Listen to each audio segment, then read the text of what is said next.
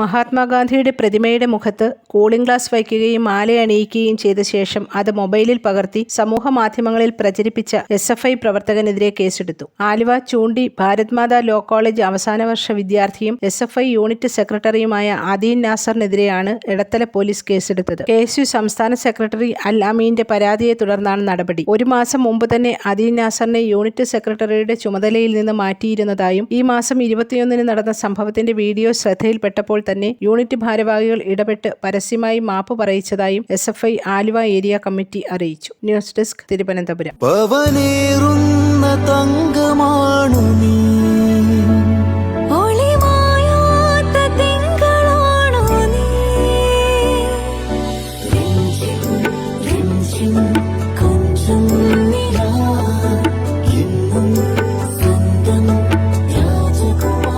Be a Rajakumari.